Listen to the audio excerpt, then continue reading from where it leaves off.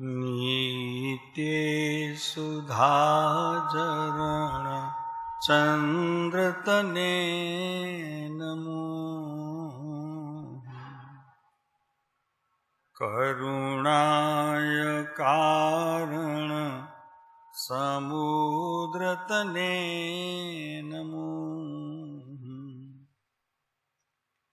हे ज्ञान पोषक सुमेघतने नमो आदासना जीवन शिल्पितने नमो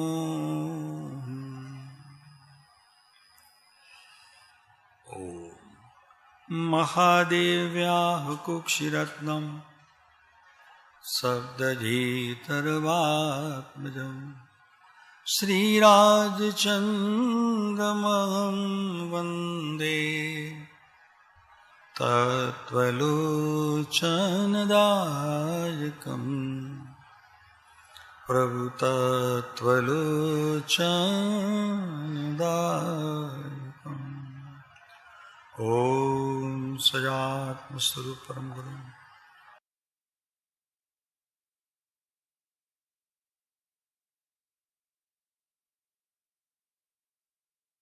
10 लक्षण धर्म का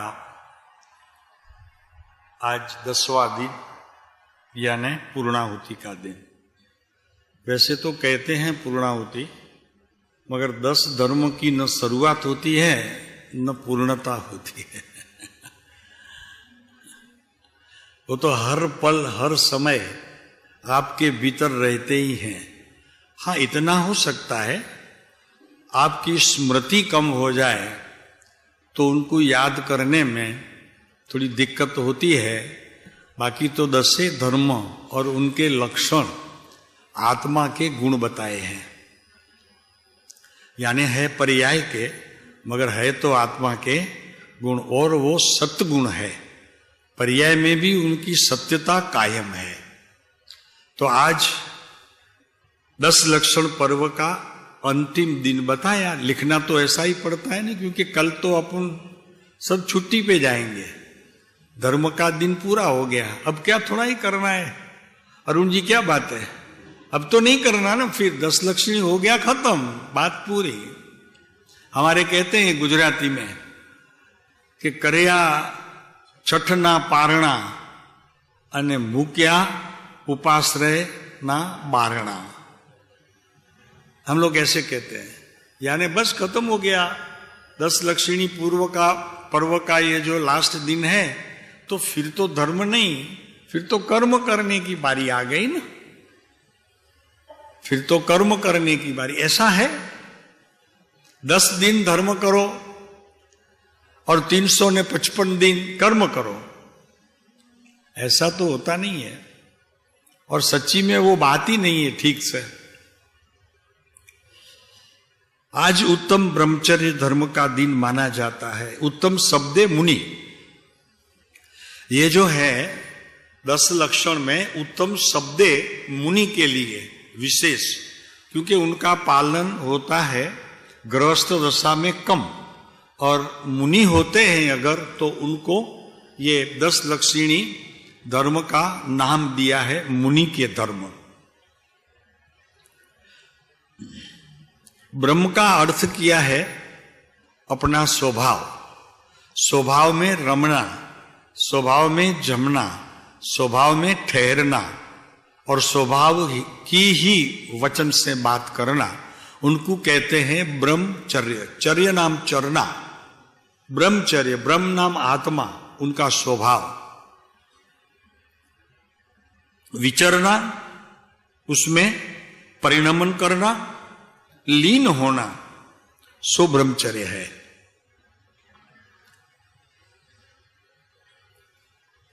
शरीर की विकार की अवस्था में पहले होता है, मगर बाद में तो वो आत्मा का स्वभाव ही में चरना, धरना, रमना पक्का हो जाता है। पहले होता है देह के कारण और देह से ही ब्रह्मचर्य धर्म पालन करना, वो तो आ ही गया इसमें, क्योंकि आत्मा में रमना जमना तो तभी होता है कि देह से वो छूट के आत्म स्वभाव की परिणति में आ जाता है। तब तक तो समझो भारी है। तो जब ये बात आती है कि ब्रह्म में रमना, तो इनका मायना भी यही हुआ कि अभी वो देह में नहीं है, नहीं है, जाना नहीं चाहते। अब देह में जाना भी नहीं चाहते। कौन? बात किसी की चलती है? मुनि की। वो वहां जाना भी नहीं चाहते, अभी वापस देह में, वो आत्मा में ही रहना चाहते हैं। आत्म स्वभाव के जाने बिना उत्तम ब्रह्मचर्य नहीं होता। शरीर से की हुई क्रिया ये अलग बात है, और आत्मा जो ब्रह्म स्वरूप है, अपने स्वभाव में ही रमता है, उनसे बातें करना, उनमें रम जाना, उनमें जम जाना, ये बात थोड़ी ज्यादा ब्रह्मचर्य धर्म की बातें बताती है, क्योंकि उसमें विकार और पर के संग से रहित आत्म स्वभाव किया है। विकार की उत्पत्ति ही नहीं होती, विकार होवे और उनको टालना ये मुनि धर्म नहीं है। मुनि धर्म तो ये है कि उनको उनकी अवस्थाएं में यानी पर्याय में विकार की उत्पत्ति ही नहीं होती।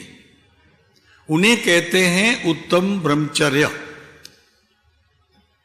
विचार आया, उनको टालने के लिए प्रयत्न किया, वो उत्तम नहीं है, वो उत्तम ब्रह्मचर्य नहीं कहा जाता। वो गृहस्थ जीवन में होता है, मगर गृहस्थ जीवन में होता तो है, मगर गृहस्थ जीवन में भी ब्रह्मचर्य जब लेते हैं व्रत, तभी भाव तो ये करना चाहिए कि मुझे मेरे आत्मा में रमना है।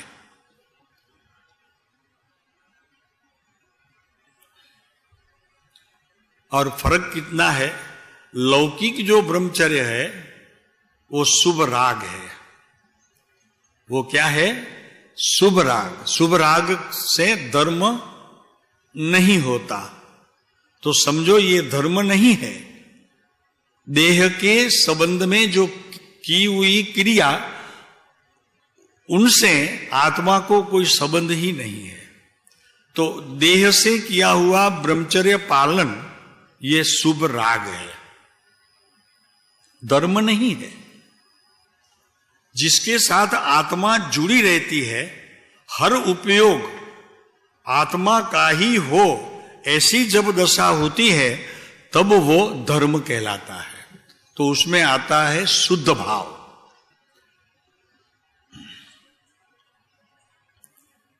और बात ऐसी है कि शुद्ध आत्म स्वभाव के रुचि के बिना, यानी प्रयास तो करना होगा। शुभ है वहां से हटके शुद्ध में आने का प्रयास तो करना होगा, और प्रयास तब होगा जब आत्म स्वभाव की भूख जगेगी। आत्मा को मिलने के लिए भूख जगेगी, मुझे मेरे आत्मा को मिलना है। ऐसी जब तक भूख नहीं जगती, तब तक देह संबंधी ब्रह्मचर्य भी ठीक है, एक तरह से ठीक है। रुचि के बिना, आत्म स्वभाव के रुचि के बिना विषयों की रुचि दूर नहीं होती। और जब तक विषय है तो उसमें इंद्रिय, मन और वचन, ये तीनों आ जाते हैं।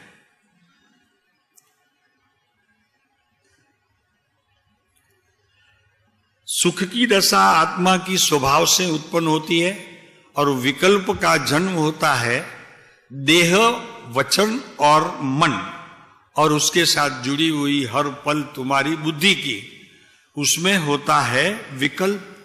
और विकल्प है जब तक, तब तक आत्म स्वभाव की ओर बढ़ने का कोई चांस ही नहीं है। प्रयत्न हो ही होना चाहिए। सुख में विकल्प है, सुख में विकल्प नहीं है। सुख में निर्विकल्प दशा का अनुभव होता है, और दुख संसार का, उसमें हर पल विकल्प ही चलता रहता है।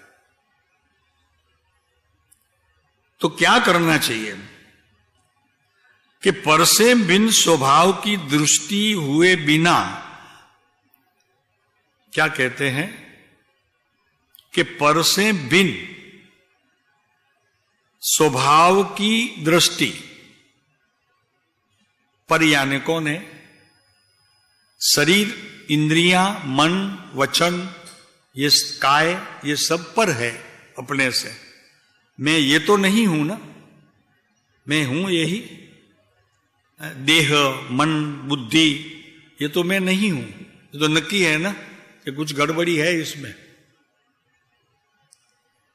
मैं शरीर नहीं हूं, मैं इंद्रियों का व्यापार करने वाला नहीं हूं, मैं खाने पीने वाला नहीं हूं। देखो फिर भी खाता पीता हूं, बात अलग है, मगर मेरी श्रद्धा तो वहां तक जा चुकी है कि मैं नहीं हूं। जो दिखता है दे वो मेरा नहीं है, मैं उसमें नहीं हूं। ये बात तो पक्की है बिल्कुल, क्योंकि ये श्रद्धा गुण का जो कार्य है वो आत्मा तक आपको ले जाएगा, यानी आपके स्वभाव को प्रकट करने में मदद करेंगे। अगर ऐसा नहीं है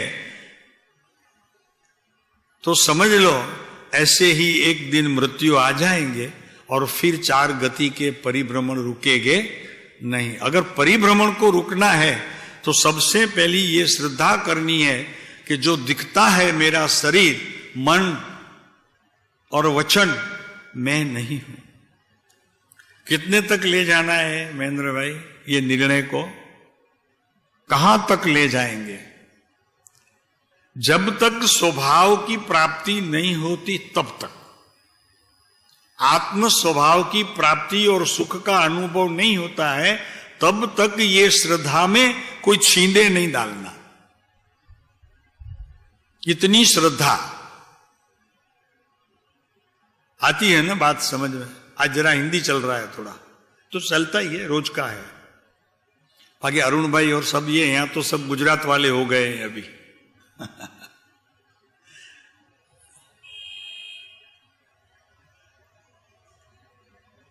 ठीक है ना?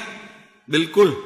तो क्या करना चाहिए? सबसे पहले मैं शरीर नहीं हूं, इंद्रियों मेरा विषय नहीं है, विकार और विषयों इंद्रियों का मेरा काम ही नहीं है, इतना तो होना चाहिए। बिल्कुल श्रद्धा गुण में इनकी स्थायी जगह, यानी बिल्कुल निर्णय में यही होना चाहिए, मैं देह नहीं हूं। खाना खाते समय भी बोलना चाहिए कि मैं खाता नहीं हूं। खाने का विकल्प आया है और ये जो है, मैं थाली में जो वस्तुएं हैं उनके ऊपर राग की उत्पत्ति हुई है और राग की उत्पत्ति वहां हुई है, मुझ में नहीं हुई है। वो कहता है मुझे खा, ठीक है, ये ठीक है। वो कहता है मुझे खा, मुझ में तो राग ये पर पदार्थ के लिए कहां से आए हैं? वो है ही नहीं, भीतर है ही नहीं। मगर विकार की अवस्था होती है तब ये भाव आता है। विभाव की जब प्रकृतियां खुद को सताती है तब वो खाने पीने के कार्य में वो जुड़ जाता है। वरना स्वभाव की और गति होवे हर पड़ उपयोग की, तो समझ लो कि आप भगवान होने जा रहे हैं।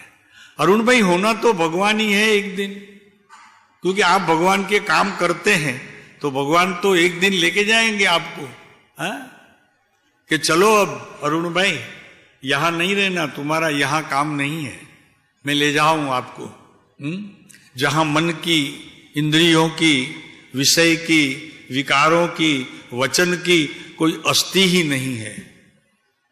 तैयारी करना।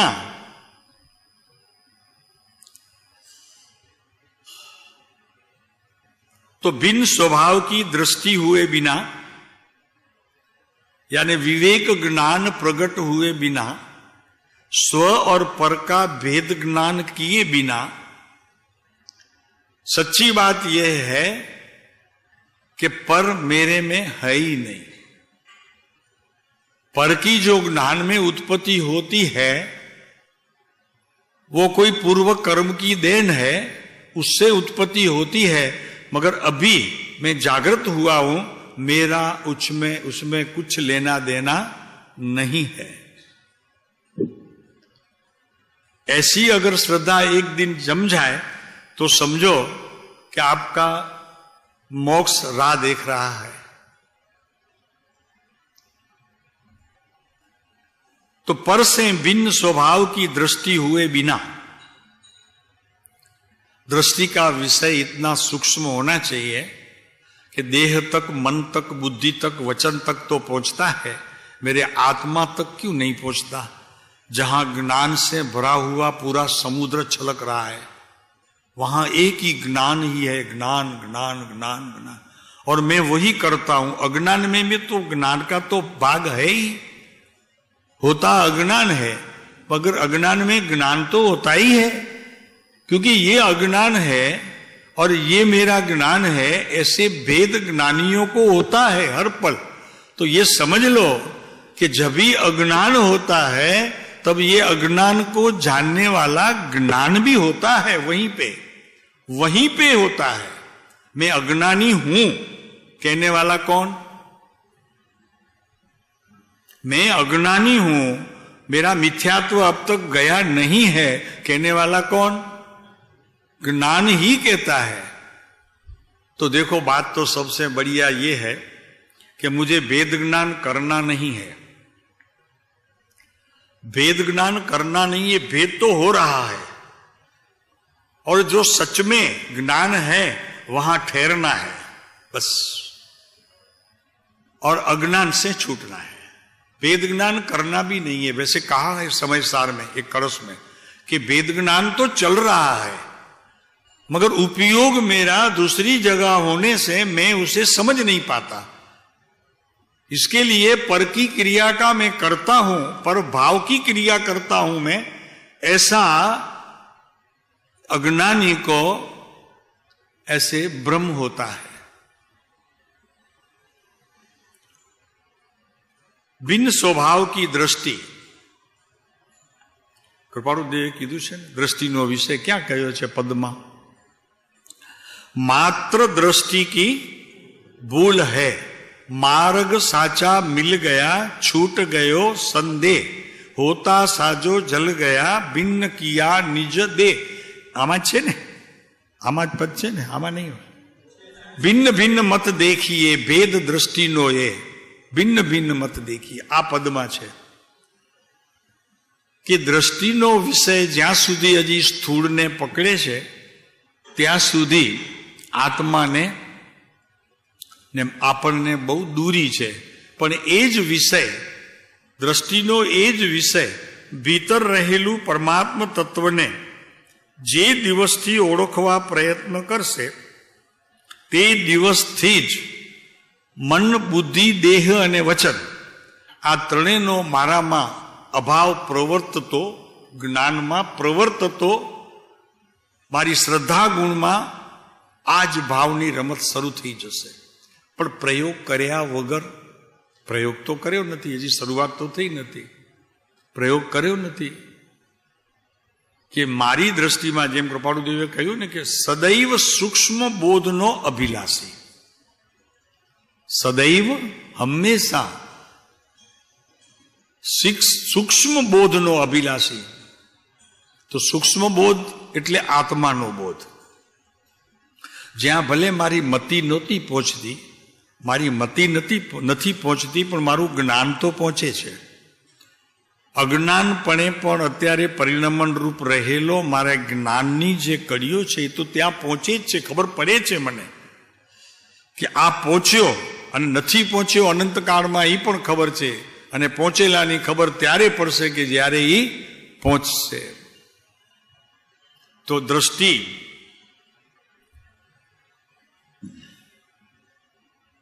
पर से भिन्न स्वभाव की दृष्टि हुए बिना विषयों की रुचि नहीं छूटती। ત્યાં સુધી વિષયો ઉભા રહેશે, વિકાર અને વિષયોની સ્થિતિ પર્યાયમાં ત્યાં સુધી ઊભી રહેશે કે જ્યાં સુધી તમારી દ્રષ્ટિ બદલતી નથી। બોલું ભિન્ન ભિન્ન મત દેખીએ, होत आसवा परिसह नहीं इसमें संदेह, मात्र दृष्टि की भूल है, भूल गए गत ए।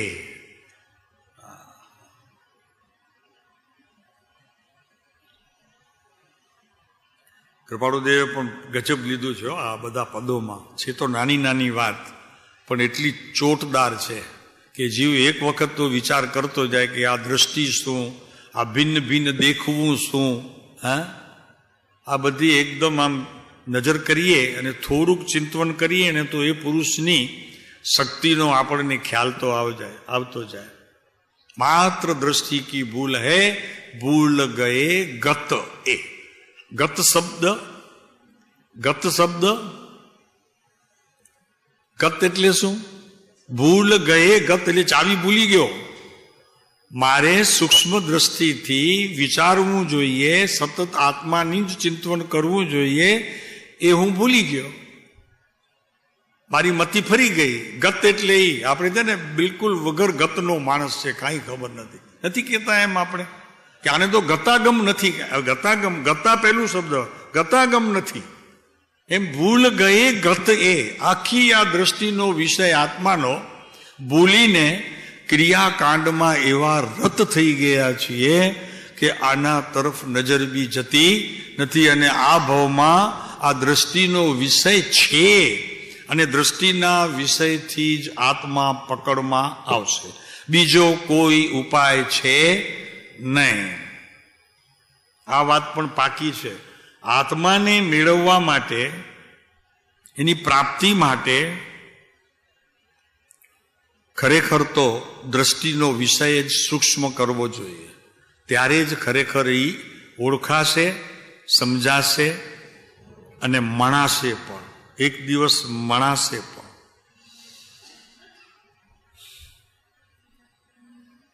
बाह्य में विषयों का त्याग कर दे किंतु अंतरंग से विषयों की रुचि दूर न कर सके तो वो ब्रह्मचर्य नहीं है.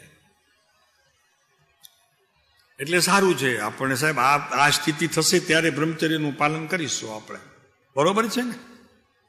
મને આત્મજ્ઞાન થશે અને આટલા વિષયો અત્યારે બહાર જે વિકાર અને વિભાવની પ્રક્રિયા ચાલે છે એમાંથી હું સર્વાંગે ત્યારે આ ઉત્તમ બ્રહ્મચર્યને પ્રાપ્ત કરીશ. આ બરોબર છે?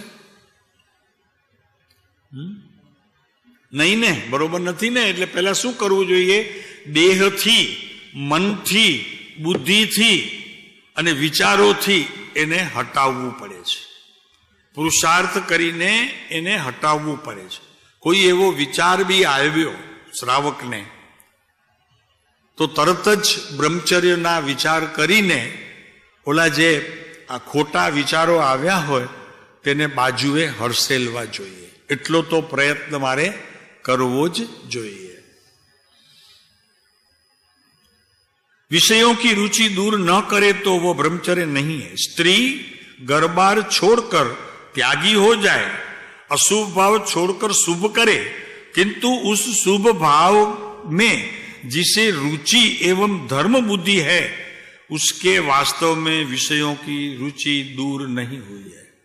आ बात एकदम स्पष्ट है. प्रभु समझाणु ने आमा कई ख्याल आव्यो ने? શુભથી અશુભથી છૂટી અને શુભમાં આવ્યો, પણ શુભથી છૂટીને પોતાના આત્મા તરફ કદી એણે દ્રષ્ટિ કરી નહીં. જો કરી હોત તો આત્મા શુદ્ધ છે, એમાં વિષયો છે નહીં, એટલે એને થોડુંક બળ પણ ત્યાંથી મળત. થોડું બળ બી મળત કે આત્મા તરફ દ્રષ્ટિ જાય ને થોડુંક પણ સક્સેસ થાય. એક ખાલી એને છાય પણ દેખાશે ને તો એને બળ મળશે. અરે ભીતર તો કંઈ છે જ નહીં યાર, આ વિકાર ને વિભાવ ને કોઈ ચીજ નથી અને હું નકામો અથડાવું છું. તો ખરેખર તો એ વિષયોને હું માણતો નથી. વિષયો પ્રત્યે ઉઠતો જે રાગ છે ને એને માનું છું, અને રાગ એ મારું કાર્ય છે. પર પદાર્થમાં બુદ્ધિ જાય છે અને આનાથી મને સુખ મળશે એવો રાગનો જે પ્રકાર, હું તો એને માનું છું, રાગને માનું છું. અને મારે મેળવવું છે વિતરાગ તત્વને મારે સમજવું છે, એમાં પ્રવેશ કરવો છે. એના બદલામાં તો અત્યારે હું રાગને જ ખરેખર જાણું છું અને રાગની ક્રિયામાં જ રત છું। यहां पर सम्यक दर्शन पूर्वक मुनि की चारित्र दशा के ब्रह्मचर्य की बात है। उत्तम शब्दे अहियां मुनि ना ब्रह्मचर्य नी बात चाले। जगत के सर्व विषयों से उदासीन कौन से? जगत के, अरुण भाई समझ में आती है? जगत के क्या कहते हैं? हा? जगत के सर्व विषयों पे, जगत के सर्व विषयों पे उदासीन होकर आत्म स्वभाव में चर्या प्रकट हुए वह ब्रह्मचर्य है। यानी एक जगह ठहरना और अनेक जगह छोड़ देना। ज्यादा जो स्थल है वो छोड़ देना और एक ही जगह पे बैठ जाना। तो वो कौन सी जगह है? आपको बैठने के लिए कौन सी जगह है? एक जगह, बाकी जगहें सब छोड़ देना। जहां विकल्प, दुख, अशांत मन और भ्रमित होता है ऐसी जगहें बहुत है। और शांति की जगह तो उसको शोध करने की जरूरत नहीं है, क्योंकि ज्यादा होवे 5-15 विकल्प वाली तो शोधनी जरा अच्छी नहीं लगती, टाइम लगता है। सुख की तो एक ही जगह है। क्या है महेंद्र? स्वभाव। और स्वभाव का पता कब मिलेगा? उनका एड्रेस कब मिलेगा? स्वभाव का एड्रेस कब मिलेगा कि मैं स्वभाव की ओर प्रयास करूं, प्रयाण करूं? अरे आपके पास जो स्वभाव है ना, वही विभाव रूप है। समझ में आई बात? स्वभाव को ढूंढना नहीं है, ढूंढो मत। स्वभाव को ढूंढो मत। स्वभाव में जो विकार और विभाव की उत्पत्ति होकर पर पदार्थ में जो रुचि है, वहां से खिसक जाओ, वहां से हट जाओ, और बाकी जो बचेगा वो स्वभाव ही है। स्वभाव की कोई स्थान और है और विभाव और विकार का स्थान और है। वो कर्म ग्रंथ से अगर करणानुयोग से लिया जाए तो ठीक है, मगर जब दृष्टि की बात चलती है तो स्वभाव ही तो है। नहीं कहता मारो स्वभाव ज एवो छे, शू करो? स्वभाव क्यों छो कि विभाव क्यों छो? त्यारे शू कहो छो? एम विनोद भाई, मारो स्वभाव ज एवो छे, तमे संभाળી लेजो मने मारो आवो स्वभाव थाय तो। नहीं कहता? तमे ज कहो छो कि बीजो कोई कहे छे? हालो मारो स्वभाव ज एवो छे, शू करो? कोईने गमतो नथी। पण आत्माने गमे छे। तारो जेवो स्वभाव होय ने એ સ્વભાવને વાપરને બાપા કઈ ભેળસેળ વગરનો ચોખ્ખો કરી લે, આત્માને ગમશે। બોલો શું કરવું છે? બીજા લોકોને નથી ગમતો એનો પ્રયોગ સતત ચાલુ રાખવો છે કે તમારી ભીતર જે તમારો સ્વભાવ છે ત્યાં જવું છે? શું કરવું છે?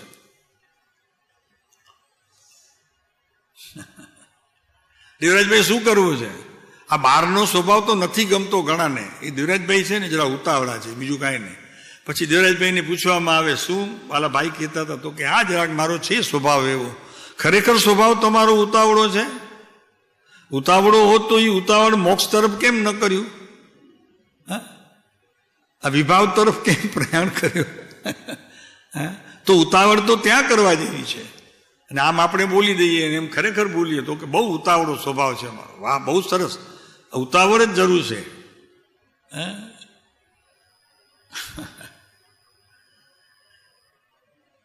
तो सब विषयों से, जगत के सर्व विषयों से उदासीन होकर, क्यारे उदासीनता थवाय?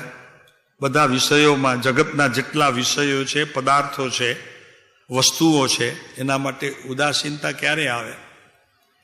कि मारा स्वभावनी अंदर तो आ धर्म ज नथी, एना तरफ दृष्टि करवानो प्रयोग जो आपणे कर्यो होय ने तो वर्षे, 2 वर्षे, 5 वर्षे पण एमां कदाच सफलता मळे न मळे। भरतभाई शुं कहो छो? स्वभावनी दृष्टि, जेम विभावनी दृष्टिए प्रवर्तीए छीए तेम स्वभावनी दृष्टिए प्रवर्तવું अघરું નથી। ઓલું તો હજી વિભાવ છે, નથી એ કરવું છે। આ તો પોતાનો સ્વભાવ છે, જાણન દેખન રૂપ। તો એમાં પ્રવર્તવું અઘરું નથી। અઘરું કેમ લાગે છે? અઘરું તો ઓલું લાગે કે વિકાર અને વિભાવમાં પ્રવૃત્તિ કરીએ તો જે મારું નથી એમાં મારે પ્રવૃત્તિ કરવી હોય તો અઘરી, પણ મારું છે એમાં પ્રવૃત્તિ કરવી એમાં શું અઘરું? અને વારે ઘડીએ કહેતા તો ફરીએ છીએ સ્વભાવની વાત.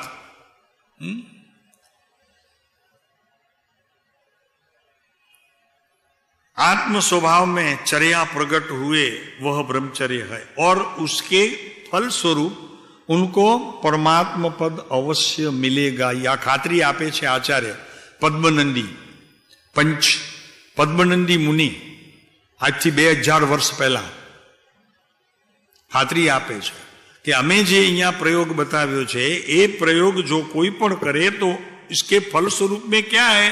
उनको परमात्मा पद अवश्य मिलेगा ही. કેટલી તકલીફ વેઠીને જઈએ છીએ. અમને ખબર છે આગળ રોડ બને છે એમાં અરુણભાઈ કેટલી તકલીફ વેઠી છે. નક્કી કર્યું ને કે નહીં करना ही है, कुछ भी करके करना है, बरोबर है ना? यही बात थी ना अरुण भाई के, तो हो गया ना, किया ना. सुनो अरुण भाई, ये तो रास्ते की बात है, मंदिर में आने तक. अभी आत्मा के आने की तैयारी करो, वो रास्ता बना, आपके पीछे सब लोग आ जाएंगे. मंदिर तक तो अभी अच्छे तरह आ जाएंगे, सब गाड़ी लेके बिल्कुल दरवाजे पे खड़े हो जाएंगे. अभी स्वभाव की और कोई रास्ता बताओ. हाँ अरुण में मंदिर का तो हो गया, समझो काम चालू हो गया. अभी इनका भी सब काम चालू कर दो ना आप. स्वभाव है उनको पहचानना है, स्वभाव उत्पन्न नहीं करना है. बात समझ में आती है ना?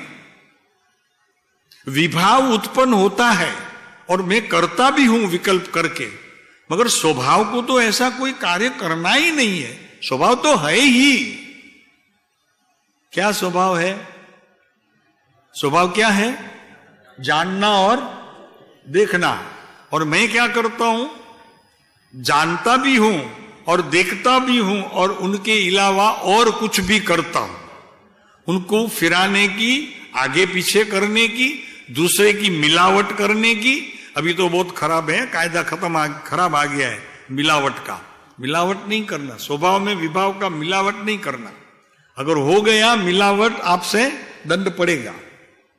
अभी मिलावट के लिए बहुत गवर्नमेंट अभी बहुत तैयारी बहुत कर रही है, दंड मिलता है. और यहां क्या मिलता है? अगर स्वभाव में आप विभाव को जुड़ जाए और जुड़ा देवे तो क्या होता है? स्वभाव में विभाव ने जोड़ी दो तो शू थशे?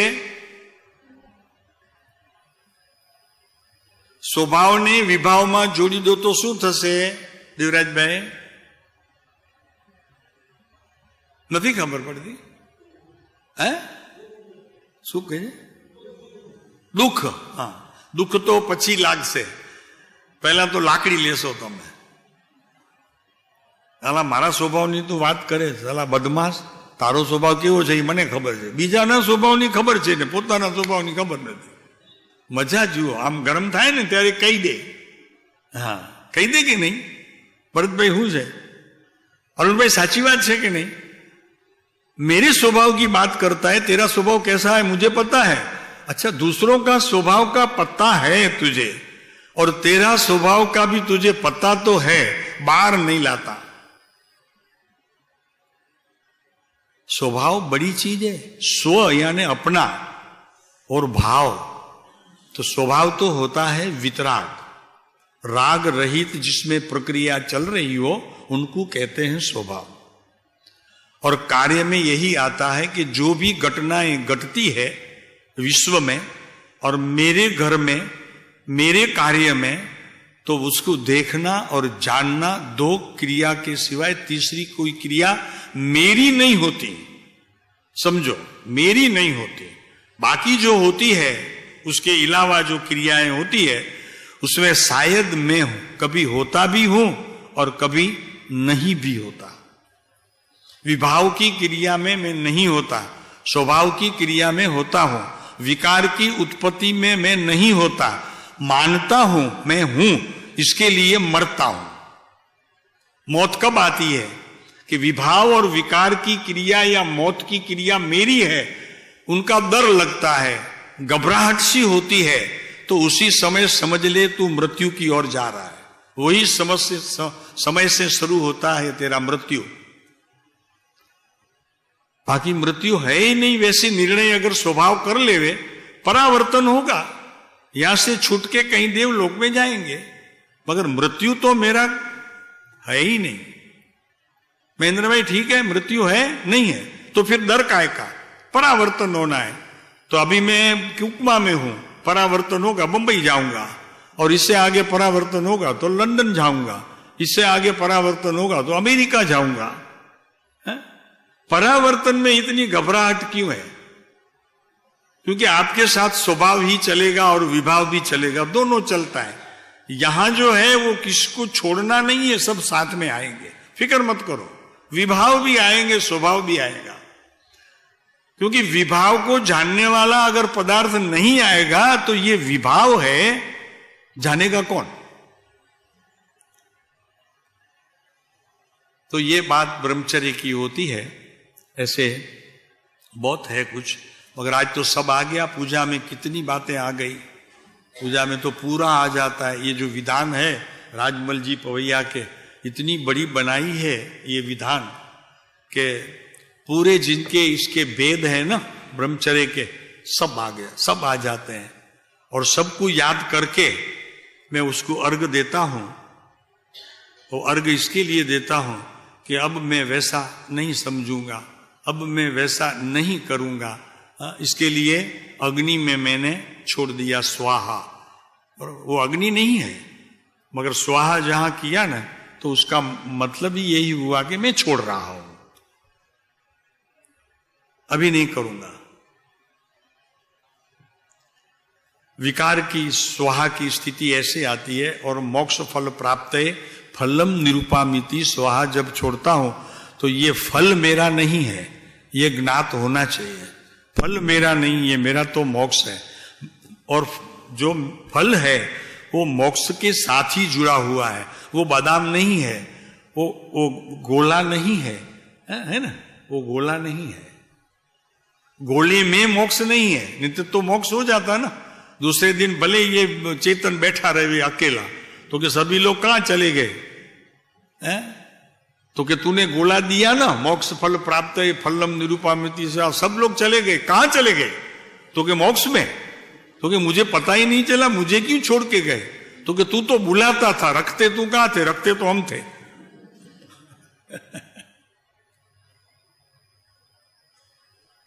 अभी रखना, हाँ थाली रखना, नहीं तो पीछे रह जाओगे। ચાલો આપણે થોડુંક વિષય આપણે જે ચાલે છે ચારિત્ર અને સંયમ, પરમ કૃપાળુદેવનો વિષય ચાલે છે થોડુંક. કૃપાળુદેવે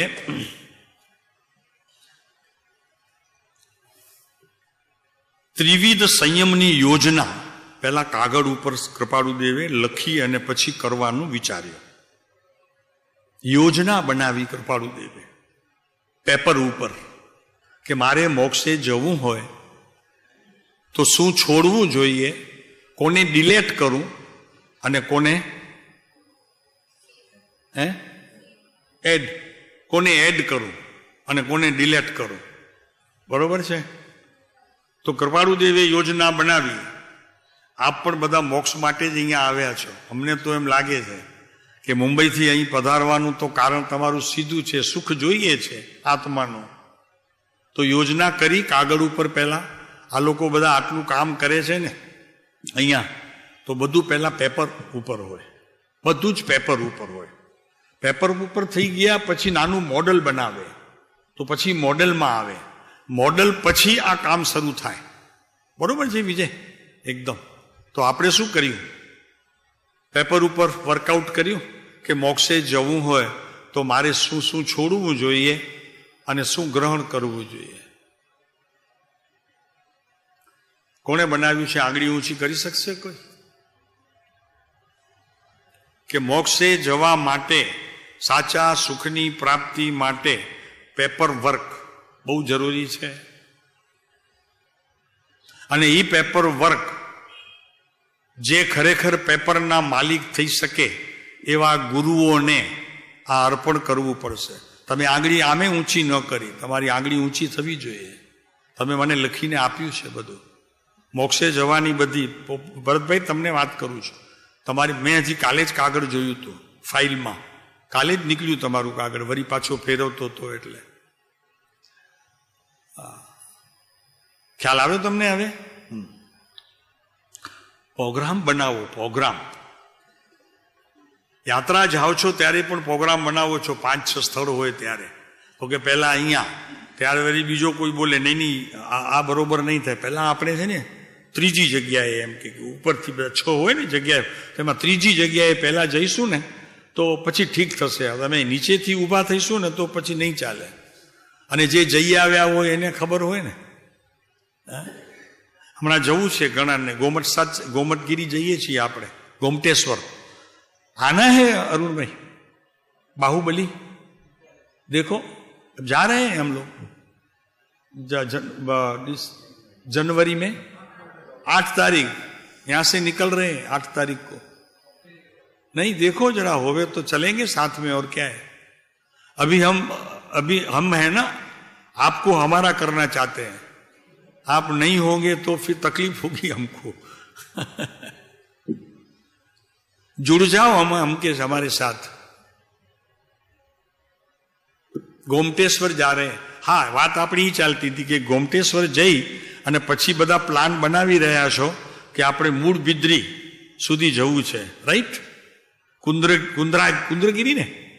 હા, આ બધું તમે પ્લાન બનાવી રહ્યા છો. મને કહો તમે કે પ્લાન બનાવો એના વગર તમે જાઓ તો ગડબડ થાય કે ન થાય? હા, અચ્છા, જે જઈ આવ્યો હોય એની પાસે પાછા પૂછો કે નહીં? તો હમણાં વિનોદભાઈ જઈ આવ્યા છે, બીજા કિરીટભાઈ હતા, આપણા કિરીટભાઈ સાથે હતા, તો એ બધા જઈ આવ્યા છે. તો એને પૂછી લેવાય કે ગોમટેશ્વરથી પછી ક્યાં જવું? આ તમે લોકો બી બનાવી રહ્યા છો ને મહેન્દ્ર? હા, તો પ્લાન કર્યું કે નહીં? તો અહીંયા કેમ પ્લાન નહીં? આનું પ્લાન કાગળ ઉપર પહેલા મોડલ નહીં બનાવો, વાંધો નહીં, ચાલશે, પણ પહેલા પ્લાન તો કરો લખી કરીને કે પહેલા અહીંયાથી અહીંયા, અહીંયાથી અહીંયા, અહીંયાથી અહીંયા, પછી બસમાં જઈશું, ગાડી કરીશું ક્યાં સુધી, પછી ગાડી છોડી દઈશું કારણ કે 3 દિવસનું રોકાણ છે, ફોકટ ગાડી નથી ચડાવી, ભાડા આપણે. આવું બધું પ્લાન તો કરો જ છો તમે. જમવાનું ક્યાં હશે, સારું ક્યાં મળશે. તેમાં વળી પાછા કે વિનોદભાઈ તો કે ત્યાં જમવાનું સારું નથી કુંદાળધરીમાં, એટલે તમારે વળી 8 કિલોમીટર જવું પડશે. તો 8 કિલોમીટર જવું પડે તો આપણે 11 વાગ્યા હોય તો નીકળવું પડે, કારણ કે પછી 12 વાગી જાય તો જમવાનું મોડું થાય, ભૂખ મરી જાય, આવું બધી ગડબડ થાય. એ પ્લાન છે. તો કે 11 બજે निकलेंगे तो 12 बजे पहुंच जाएंगे होटल में, 8 किलोमीटर है. આવા બધા પ્લાન તો કરીએ છીએ આપણે.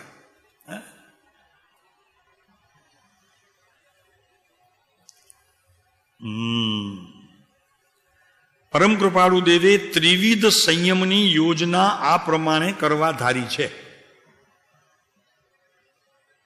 પરમ કૃપાળુ દેવે મોક્ષે જવા માટે તૈયારીમાં એક યોજના બનાવી છે. એમાં લખે છે કે પરમ કૃપાળુ દેવે આ ત્રિવિધ સંયમની યોજના, 3 પ્રકારના સંયમ, ત્રિવિધ 3 પ્રકારના સંયમ, એની યોજના આ પ્રમાણે કરવા નક્કી કર્યું છે. શું શું છે? તો કે પહેલા શરીરનું સંયમ, શરીરને પહેલા સંયમિત જીવનમાં લાવવું. એટલે એનો અર્થ શું થાય એ પછી આપણે આવીએ છીએ, આગળ આવશે. પહેલા આપણે બોલ લઈ લઈએ. કાય સંયમ એટલે શરીરની સંયમિતતા ને રાખો તો છો. સ્ટેશને ઊભા હો ને ગાડી સ્ટાર્ટ થઈ જાય, તમારાથી દોડીને ન પહોંચી શકાય એટલી ગતિ તમને ખ્યાલમાં આવી જાય છે. એ સંયમિત જીવન છે કે નહીં તમારું?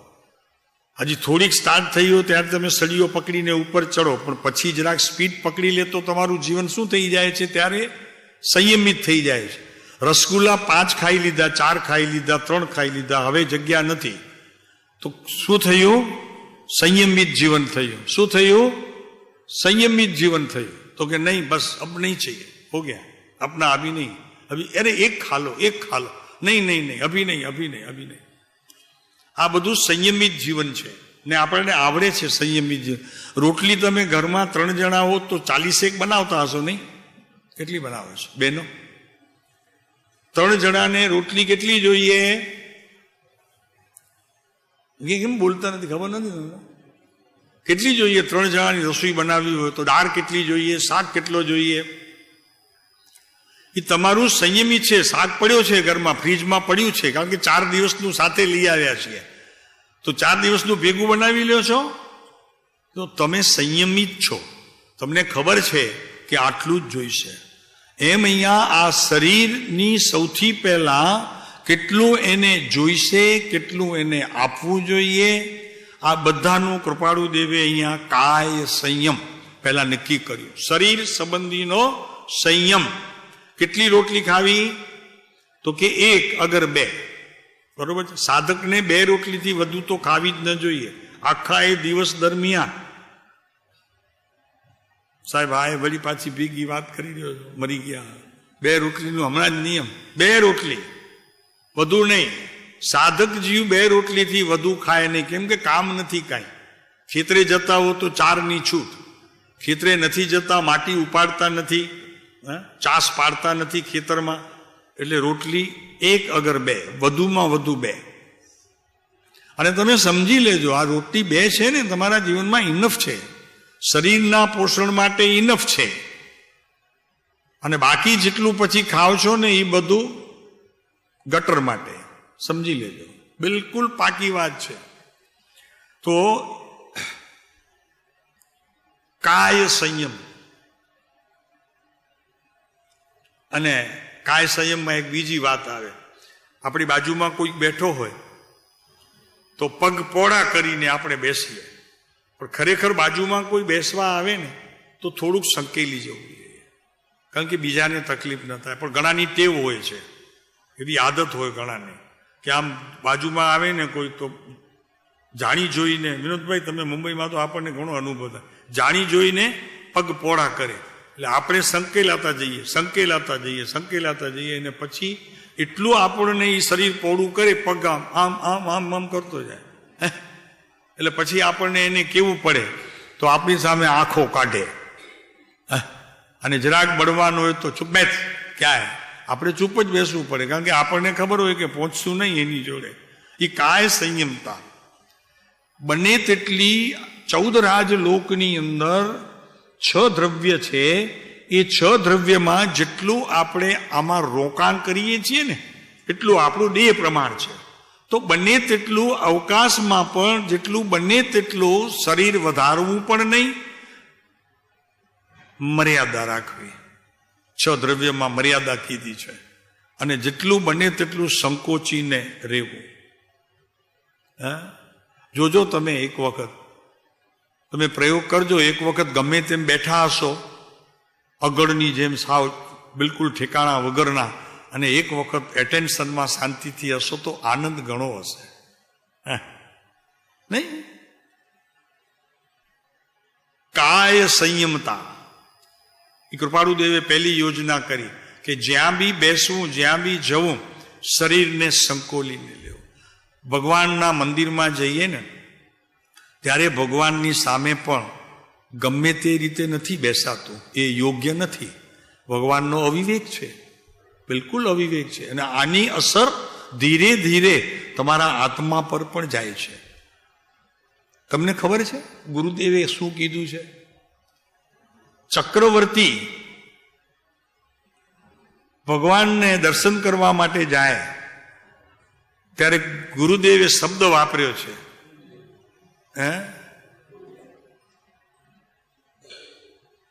બહુ ગજબનો શબ્દ પ્રયોગ કર્યો છે ગુરુદેવે, કે ચક્રવર્તી જ્યારે ભગવાનના દર્શન કરવા માટે સમોસણમાં જાય ત્યારે ચક્રવર્તીની અડાથી નથી બેસતા, આમ નથી બેસતા ભગવાન સામે. એટલો વિનય વિવેક હોય છે, કાય સંયમતા. ત્યારે ગુરુદેવે શબ્દ વાપર્યો, ગલુડિયાની જેમ બેસે. ગલુડિયો પગ સંવારી લે, 4 પગ સંવારીને બેસે ને, એમ આપણે 2 હાથ અને 2 પગ એને સંકોચીને મંદિરમાં બેસવું. એનાથી તમારા જીવનની અંદર વિનય ગુણ પ્રગટે. તમે વિનયમાં આવો, તમને કોઈને કહેવું નહીં પડે, તમે પોતે સ્વયં એવી રીતે વિનયમાં જશો. એ વિનય ગુણની ઉત્પત્તિ થાય છે. અમુક આપણે ગમે તેમ બેઠા હોઈએ છીએ ને, ગમે ત્યાં જઈએ, મને ખબર છે કે બધી ભૂલ બધી જગ્યાએ કરીએ, પણ દીકરીના સાસરે જઈએ ત્યારે ભૂલ ઓછી કરીએ. ત્યારે એટલા ડાયા થઈ જઈએ જેની કોઈ સીમા ન હોય. અરુણભાઈ ઠીક है ना? बिल्कुल. लड़की होवे उनके ससुराल जब जाते हैं तो समधन के साथ बैठते हैं तो कैसी बातें करते हैं, मीठी मीठी, है झगड़ा करके अभी उनकी असर भी है, फिर भी भूल जाते हो. उनसे तो ऐसी बात करते हो जैसे कुछ बार हुआ ही नहीं हो. और घर में बाहर जाके फिर पूछते, घर वाले पूछते कितना शांत हो गए आप, ऐसे कैसे हो गए? तो कि भाई रहना पड़ता है, लड़की के घर गए थे और समधन के घर गए थे तो बात तो ऐसी करनी चाहिए ना. और फिर कहते हैं, बोध देते हैं, तू भी समझ ले, तू भी समझ ले, बात ऐसी करनी चाहिए शांति से. काय संयम. નાની બાબત છે બહુ, મહેન્દ્રભાઈ, બહુ નાની બાબત છે પણ સમજવા જેવી છે. આ પણ જેને આટલો બી વિનય નથી ને એને સમજી લેવાનું. ભગવાન તો શું, ભગવાન તો શું, ભગવાનના કામવાળા એ નહીં મળે. ભગવાનના કામવાળા એટલે કોણ ખબર છે? રાગ, દ્વેષ, ક્રોધ, માન, માયા, લોભ, હાસ્ય, રતિ, અરતિ, ભય, શોક, જુગુપ્સા, અહંકાર, મમકાર, એ કામવાળા બધા એ નહીં મળે. ભગવાન તો ક્યાંથી મળે? જેનામાં વિનય ગુણ નથી. વિનય, કાય સંયમતા. પછી બીજો બોલ કૃપાળુદેવે મૂક્યો. આ શું કર્યું? યોજના બનાવી, સંયમની યોજના. ક્યારે બનાવી કૃપાળુદેવે? કે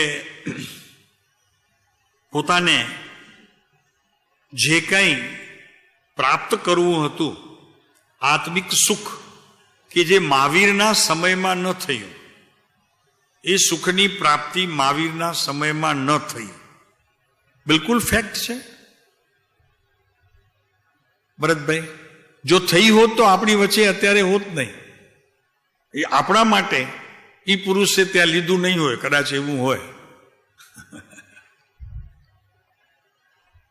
પછી આ કાળની અંદર પોતે એકલા, કોઈ ઉપર ગુરુ નહીં. બહુ મોટી વાત છે વિનોદભાઈ. છતાં પણ આટલી બધી તૈયારી કરી એમણે, એક યોજના બનાવી અને પછી યોજના પ્રમાણે પ્રવર્ત્યા. કાય સંયમની વાત થાય. પછી આવ્યું બીજો બોલ એમને લખ્યો, ઇન્દ્રિય સંક્ષેપતા. હાથનો અભ્યંતર પરિણામમાં કોઈને અભ્યાસ કરવો હોય તો 1માં 8મો 7મો 8મો પાઠ છે, જોઈ લેજો. પછી તમારે માર્ક કરવું હોય તો કરી લો. હાથ નોંધ અભ્યંતર પરિણામ પહેલો, એમાં 7મો ને 8મો બોલ, એમાં ઇન્દ્રિય સંયમતા ને બધા બોલ લીધા છે. હવે બીજો બોલ અહીંયા કૃપાળુદેવે મૂક્યું યોજનામાં, ઇન્દ્રિય સંક્ષેપતા. ઇન્દ્રિયોના વેપારમાં સંક્ષેપણ. જીભ સરસ મજાની ખાવા ઈચ્છા કરે, સંક્ષેપી લેવું. નથી આપવું તારે, નથી આપવું, નહીં આપવું તને.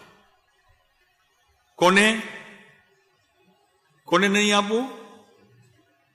બહુ સરસ ફાફડા ભજીયા સરસ થયા છે એકદમ, નહીં આપવું તને, નહીં. તને ગમે છે ને બહુ, માટે નહીં આપવું. ઇન્દ્રિય સંક્ષેપતા. આવો પ્રયોગ દરેક સમયે શું જોઈએ છે? જે કંઈ એને જોઈતું હોય ઇન્દ્રિયોના વેપારમાં, કાન, નાક, આંખ, મોઢું, જીભ અને સ્પર્શ, તને આ ગમે છે? નહીં મળે, નહીં મળે તને, નહીં આપવું, ચોક્કસ નહીં આપવું. સુગંધિત દ્રવ્ય બાટલી તને ગમે છે સ્પ્રેની? નહીં આપવું. સાબુ સારી આવી છે બજારમાં હમણાં લેટેસ્ટ, પહેલો પાર્ટ બહુ સારું હોય, પહેલો ફાલ નીકળે ને તો લોકો કે પહેલા ફાલે લઈ લેવું, પછી તો સાલા ભેળસેળ કરે વરી, તો 2 ડઝન 4 ડઝન ભેગી લઈ લે. નહીં પ્રભુ, એવો પરિગ્રહ સાથે નહીં કરવો. સંક્ષેપતા.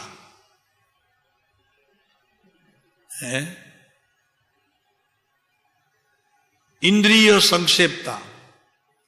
ચશ્મા હવે જૂના થઈ ગયા, હવે આ નથી, બદલાવ. ચલો દુકાન આવી સારી, ત્યાં જોયું નવું થયું છે, હમણાં થયા દાખલ, 4-5 જોડી પડી છે, ચલો વધારામાં એક. ઇન્દ્રિય સંક્ષેપતા.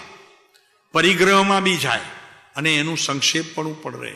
જેટલી જેટલી પર પદાર્થની રુચિ વધતી જશે તેટલો આત્મા દૂર વયો જશે, એટલો દૂર વયો જશે. હજી તો નજરે ચડે છે. હા, હજી નજરે ચડે છે. અચ્છા, બીજી વાત, તમને એ વાત પણ ગમે છે, આત્માની વાત ગમે છે, નજરે પણ ચડે છે, પછી એના અર્થ પણ, વિશેષ કરીને શાસ્ત્રોના અર્થ પણ સમજાય છે. અભ્યાસ કરવાનું ક્યારેક મન પણ થાય છે, પ્રમાદ એને રોકે છે. થોડોક સમય ચાલે છે, પછી પ્રમાદમાં જીવ વયો જાય છે. આ બધું હજી ગમે છે, પણ એક દિવસ એવો આવશે કે જો ઇન્દ્રિય સંક્ષેપમાં નહીં રહે તો એનું ગમવાપણું પણ બંધ થઈ જશે. કૃપાળુ દેવે તો લખ્યું છે ઇન્દ્રિયમાં, મોક્ષ માળામાં, બહુ સરસ પાઠ છે. કેટલામો પાઠ છે જુઓ. આ ચાહે છે, ઇન્દ્રિય આ ચાહે છે, આ ચાહે છે, જીભ આ ચાહે છે, આંખ આ ચાહે છે ને બધું. હા, આ બધું જે ચાહે છે આવે છે ને, એમાં સંક્ષેપ પણ. કેટલામો પાઠ છે? 68 પેજ નંબર, પાઠ 68, શિક્ષા પાઠ 68. ઇન્દ્રિય સંક્ષેપતા. 5 ઇન્દ્રિયોના વિષયનું સંક્ષેપ પણ. સંક્ષેપ એટલે સંકેલો. જ્યાં સુધી જીભ સ્વાદિષ્ટ ભોજન ચાહે છે ત્યાં સુધી સમજી લે છે આત્માની વાતો તારી જીભ ઉપર છે, એનાથી નીચે નથી ઉતરી. જ્યાં સુધી નાસિકા સુગંધી ચાહે છે, દુર્ગંધથી દૂર ભાગે છે અને સુગંધ જોઈએ છે. તમને ખબર છે પ્રભુ, તમને ખ્યાલ નથી, આત્મજ્ઞાની ધર્માત્માઓને દુર્ગંધ આવતી જ નથી, સતત સુગંધ આવતી રહે છે. શરીરના કોઈ પ્રદેશમાં એમને ગંધ હોતી જ નથી. આ પહેલી ઓળખ છે. અને મજા એ છે, પણ કોઈક સામાન્ય મનુષ્યો એની નજીક જાય તો પાછી એ ગંધ સંકેલી પણ લેવાય છે. એને ઓળખવાની વિધિ શરીર નથી, આત્મા છે. શિષ્ય સાચો હોય એ આત્માથી ઓળખે, ઇન્દ્રિયોથી નહીં, તો એનું બગડે. એટલે ત્યારે સંકેલો પણ કરી લે જ્ઞાનીઓ. શું છે પણ આ બધી ચાલ શું છે? નાસિકા સુગંધી ચાહે છે, જ્યાં સુધી કાન વારાંગનાના ગાયન અને વાજિંત્ર ચાહે છે. આ ઇન્દ્રિયોના વિષયનું સંક્ષેપ પણ કૃપાળુ દેવે અહીંયા કર્યું. કેટલામો પત્રમાં? હાથ નોંધ પહેલામાં 8મો બોલ, 8મો પાઠ. પછી કર્યું ગમે ત્યારે. આ તો હાથ નોંધમાંથી મળ્યું છે, એટલો 17 વર્ષની પહેલા બી થઈ ગયું હોય, 20, 22, 23 વર્ષની ઉંમરમાં બી થઈ ગયું હોય. સમજ નથી લખતા ત્યાં કૃપાળુ દેવ, ખાલી હાથ નોંધ જ હોય છે. એમની ડાયરીમાં આ બધું ઉતારો. વારાંગનાના ગાયન અને વાજિંત્ર ચાહે છે. સમજી લેજે કે ભગવાનની વાણી તારા કાને પણ પડશે તો તને મહાત્મ્ય નહીં આવે. જ્યાં સુધી આની ચાહ છે ત્યાં સુધી તને ભગવાનની વાણી પ્રિય નહીં લાગે. વિતરાગના વચનોમાં તને પ્રેમ નહીં આવે. ને અત્યારે મોટે ભાગે લોકોને અધ્યાત્મનું ક્ષેત્ર હોય તો અધ્યાત્મની વાતો ગમતી નથી. એમાં પણ લૌકિક વાતોની સાથે જો મેળ હોય તો શ્રવણ કરવા આવે, નહીંતર બીજા દિવસની સભામાં વળી પાછા 15-20 માણસો હોય. એમ અત્યારે સતને શ્રવણ કરવા વાળાનો પણ દુકાળ દિવસે પડતો જાય છે. વિતરાગ ધર્મને શ્રવણ કરવા માટે પણ આ કાળ એટલે સુધી નીચો જશે કે એક જ વ્યક્તિ રહેશે. આ પંચમ કાળ એક જ વ્યક્તિ શ્રવણ કરવા વાળી લેશે, એક જ વ્યક્તિ બોલવા વાળી લે. શ્રોતા અને વક્તા એક રહેશે. આવી સ્થિતિનું સર્જન થવાની અત્યારે અહીંયા આ કાળમાં તૈયારી થઈ ગઈ છે.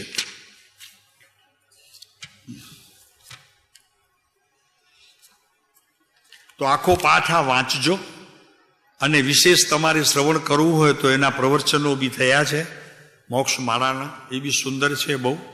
વ્યવહારની જ આખી વાત છે, અને વ્યવહારથી કંઈક પહેલા જીવન સુધરે પછી જીવતર સુધરે ને. જીવન જ ન સુધરે તો જીવતર ક્યાંથી સુધરે? અને જ્યાં સુધી આંખ વન ઉપવન જોવાનું લક્ષ્ય રાખે છે, ભગવાનની પ્રતિમાને જોઈ કે ગુરુની પ્રતિમાને જોઈને જે શાંતિ થવી જોઈએ એના બદલામાં બાગ બગીચે ફરવું ગમે છે, ત્યાં સુધી જ્યાં સુધી ત્વચા સુગંધી લેપન ચાહે છે ત્યાં સુધી તે મનુષ્ય, હવે મૂળ વાત કરે છે, તે મનુષ્ય નિરાગી, નિર્ગ્રંથ, નિષ્પરિગ્રહી, નિરારંભી અને બ્રહ્મચારી થઈ શકતો નથી. બ્રહ્મનામ આત્માની ચર્યા કરવાની એની કોઈ હજી તૈયારી નથી. પહેલા ઇન્દ્રિયોનું સંક્ષેપપણું અને પછી ઇન્દ્રિયોનું સંયમ. પહેલા સંક્ષેપપણું કરી લીધું, ઇન્દ્રિયોને ટૂંકી કરી નાખી. ટૂંકી ઇન્દ્રિયોને ટૂંકી કરી નાખી, એના વિષયોને ઘટાડી નાખ્યો. હા, અને હવે આવે છે ઇન્દ્રિયોનો સંયમ. એના ઉપર સંયમ મૂકી દીધો કે તને આટલું જ મળશે ખાવાનું, આટલા જ કપડાં મળશે, આટલી આવી જ ચપ્પલ તને પહેરવા મળશે, આ જ કપડાં આવા જ મળશે, બીજા નહીં મળે. એટલે કોઈ પણ આરંભ સમારંભ કરીને વિશેષ ધન કમાવી અને પછી એને આવી રીતે યુઝ ટુ કરવો, એ બિલકુલ વાત છોડી દીધી. જે મળે જે સમયે યોગ્ય હોય તે.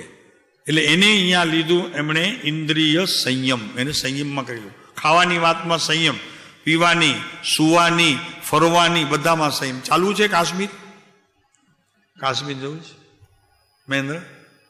નેપાળ જઈએ. નેપાળ હવે તો નેપાળે જોવા જેવું નથી ને, બધું ત્યાં ઓલો ધરતીકંપમાં બધી ગડબડ થઈ ગઈ. આનું બધાનો સંયમ, ઇન્દ્રિય સંયમ. ગમશે કોને? નેપાળ જઈએ, કાશ્મીર જઈએ, સ્વિટ્ઝરલેન્ડ જઈએ, કોને ગમશે? કોને ગમશે બધું? ભરતભાઈ, આ બધું ગમશે કોને? મને તો નહીં ને, મને તો નહીં જ ગમે. તો કોને ગમશે? ઇન્દ્રિયોના વિષયો એનાથી પ્રફુલ્લિત થશે, આનંદિત થશે, જે મારા માટે નુકસાન કરતા છે. ઇન્દ્રિયોનો વિષય જેટલો તેજ થઈને મારાથી બહાર જશે, એ બધો વેપાર મારા આત્મા માટે નુકસાનીનો સમજવો. માટે બહાર જવાની, સારા સારા સ્થળે ફરવાની, મુંબઈમાં પણ મલબાર હિલ, પછી ચોપાટી, પછી ઓલું નવું બ્રિજ નથી જોયું આજે અમે, ઓલો શું કહેવાય વરલી વાળું નથી નીકળ્યું? હા હા, નથી જોયું. ચાલો જઈ આવીએ. આવું છે, આપણે જઈએ બધા. પોસાશે શું જોઈ લેવું પહેલા. મન, બુદ્ધિ, ઇન્દ્રિયોનો વેપાર બધો કુઠિત થશે કે જે ખરેખર આત્માના ઉપયોગમાં આવે એવો નથી, જેનાથી 10 કદમ પાછા ખસે. આત્મા આગળ ગયો હોય એ પાછો ખસે. ઇન્દ્રિય સંયમ, ખાવામાં સંયમ, પીવામાં સંયમ, બેસવા ઉઠવામાં પણ સંયમ, પહેરવા ઓઢવામાં પણ સંયમ, વસ્તુને વાપરવામાં પણ સંયમ. ઇન્દ્રિયો જેનાથી સુશોભિત અને સુંદર લાગે, અગર પુષ્ટ થાય, રૂષ્ટ થાય એવા કોઈ પણ પદાર્થનો આહાર લેવો નહીં. પછી આગળ એમણે કૃપાળુ દેવે સંયમની યોજનામાં ચોથો બોલ લીધો, આસન સ્થિરતા. આસનની સ્થિરતા. આસનની સ્થિરતા કરવી એટલા માટે જરૂરી છે કે જેટલું ચિત્ત ચંચળ, ભગવાન આત્મજી, ચિત્ત જેટલું ચંચળ હશે એટલું મન પહેલા ચંચળ હોય, મનથી પહેલા બુદ્ધિ ચંચળ હોય, વિકલ્પો ચંચળ હોય, તો એક આસને સ્થિર બેસાશે નહીં. અને જો એક આસને સ્થિર બેસાશે નહીં તો મનને બુદ્ધિ ભટક્યા કરશે. માટે અહીંયા કૃપાળુ દેવે ચોથો બોલ લીધો, આસનની સ્થિરતા. આ બધા શેના માટે? કે જેને આત્માની પ્રાપ્તિ કરી અને સત સુખની પ્રાપ્તિ કરવી હોય એના માટે આ યોજના કૃપાળુ દેવે પોતાની ડાયરીમાં નોંધી છે. ડાયરીમાં લખ્યું છે, હાથ નોંધમાં. કોઈને બોધ નથી આપ્યો, પોતા માટે છે.